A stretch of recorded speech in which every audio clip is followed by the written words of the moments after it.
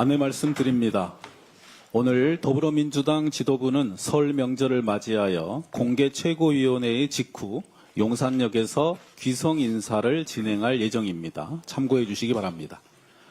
정청래 당대표의 속개 선언으로 최고위원회 회의를 속개하겠습니다. 회의를 속개하겠습니다. 먼저 정청래 당대표의 모두 발언입니다. 설 명절입니다. 국민 여러분, 당원 동지 여러분, 새해 복 많이 받으십시오. 가정마다 건강과 평안이 가득하시길 진심으로 기원합니다.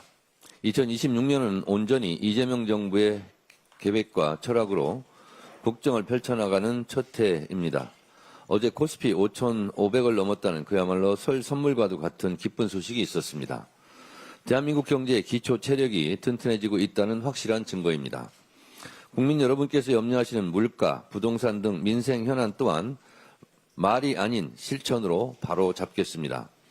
대통령 지시에 따라 공정거래위원회가 불공정거래 점검팀을 가동했습니다. 시장 교란 행위를 철저히 점검하는 체계를 마련한 것입니다. 물가 불안을 틈탄 부당이익을 좌시하지 않겠다는 분명한 의지입니다.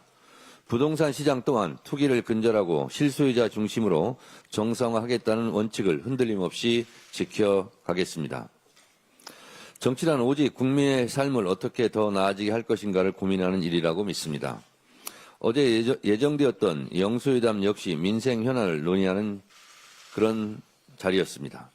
정쟁을 떠나 국민의 삶과 직결된 사안을 허심탄회하게 논의하자는 취지였습니다. 그러나 회담 시작 불과 1시간 전 국민의힘 장종혁 대표의 일방적인 취소 통보가 있었습니다. 참 해괴한 일이고 무리하기 짝이 없는 일이었습니다. 그야말로 가볍기 그지없는 초딩보다 못한 유치한 결정이었다고 저는 생각합니다. 영수회담을 모래알 지은 밥을 내놓는 것이라고 폄훼하고 한 손에는 칼을 숨기고 한 손으로는 악수를 청하는 것이라며 그 진정성마저 모독했습니다. 제 기억으로 장동혁 대표의 모두 발언에서는 청와대 오찬에 참여하겠다고 얘기했다가 최고위원 몇 명이 반대하니까 급선회해서 갑작스럽게 취소 결정을 한 것입니다. 국가를 대표하는 국가 원수 행정부 수반에 대한 무례일 뿐만 아니라 국민에 대한 무례입니다.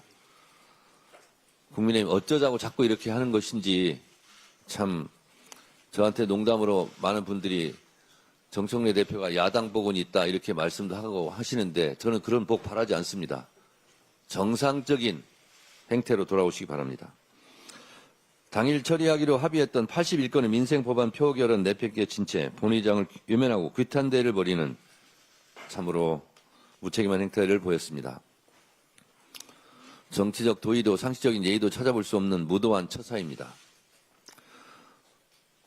또 국가적으로 매우 중대한 대미투자 특별법 특위 1차 회의를 파행시켰습니다. 정말 유감입니다. 대미투자 특별법 특위가 국민의힘의 목리로 표류하게 된 것은 국익적으로 대단히 심대한 문제입니다. 글로벌 통상 환경에서 우리 기업 경쟁력은 타이밍입니다. 관세 재인상 파고를 넘기 위해 특별법 처리가 무엇보다 시급합니다. 특별법 처리는 미국과의 신뢰를 공고히 하고 불필요한 통상 마찰을 제거할 최선이자 유일한 조치입니다. 입법이 지연됐다는 이유로 관세가 25%로 회귀할 위험이 있다면 이로 인해 발생할 경제적 피해와 신뢰 훼손에 대한 책임은 국민의힘이 다 짊어지시겠습니까? 국민의힘이 그토록 해달라고 요청하고 간청해서 마련한 영수회담 자리를 파투내고 거기에 모자라 민생법안 처리를 외면하는 것이 국민의힘이 생각하는 책임있는 야당의 모습입니까? 어린아이처럼 제발 좀 그러지 마십시오. 앞으로 국민의힘이 어떤 말로 협치를 운운하든 국민께서 그 말을 진정으로 믿을 수 있겠습니까?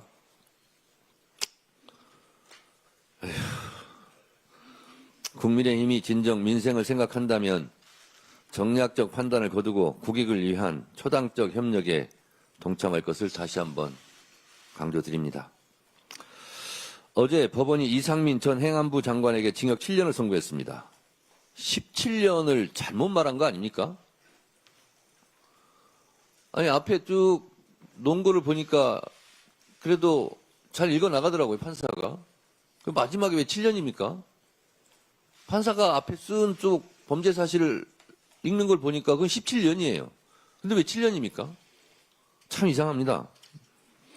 법원은 이번에도 12.3 비상계엄은 내란이며 국가 존립과 민주주의를 파괴하는 행위라는 점을 분명히 했습니다. 특히 이상민 전 장관이 위헌성을 인지하고도 여론사 단전 단수를 지시해 내란 행위에 가담했다는 것을 인정했습니다. 그러면 17년이죠. 왜 7년입니까? 설 연휴가 끝나는 19일에는 윤석열 내란 수기에 대한 1심 선고가 예정돼 있습니다. 이미 윤석열에 대한 국민의 판단은 끝났습니다. 법원 또한 여러 차례 12.3 불법 계엄의 위헌성을 지적하며 이를 내란으로 규정한 바 있습니다. 사법부는 윤석열에 대한 사형 선고를 통해 무너진 헌정 질서를 바로잡고 사법정의가 살아있음을 증명하시기 바랍니다. 그간의 침대 재판으로 무너진 사법 신뢰를 회복하는 유일한 길은 역사의 준엄함을 담은 상식적인 판결입니다. 사법부에 대한 마지막 기대임을 명심하시기 바랍니다. 사법개혁은 이미 예고해드린 대로 2월 임시국회에서 차질 없이 타협 없이 반드시 처리해내겠습니다. 헌법 제27조 제3항은 모든 국민의 신속한 재판을 받을 권리를 가진다고 명시하고 있습니다. 대법관 증언은 헌법 정신을 적극적으로 실현하게 한 것이며 재판소원제는 국민의 기본권을 폭넓게 보장하기 위한 것입니다. 그리고 이미 국회 본회의에 부의되어 있는 법 애국지 신설까지 이미 국민께 약속드린 대로 사법개혁안은 2월 임시국회에서 한 채 흔들림 없이 처리될 것입니다. 조희대 대법원장은 국민에게 엄청난 피해가 갈 것이라면 노골적으로 사법개혁에 반대하고 나섰습니다. 지금까지 1년도 넘게 사법개혁안을 놓고 각종 공청회와 토론을 통해 다양한 방식으로 공론화 과정을 충분히 거쳤는데 여태 뭐하다가 이제 와서 대법원의 의견을 모아 전달하겠다는 것인지 도무지 이해가 안 갑니다. 희대의 뒷북, 희대의 땡깡이라고 저는 생각합니다. 사법부는 결코 신성 불가침의 조직이 아닙니다. 달리기 시작한 기차는 거침없이 앞을 향해 내달릴 것입니다. 더불어민주당은 국민의 명령을 받들어 차분하고 질서 있게 사법개혁의 절차를 밟아 나가겠습니다. 국민 여러분, 2월 임시국회에서 반드시 처리하겠습니다. 감사합니다. 다음 한병도 최고 원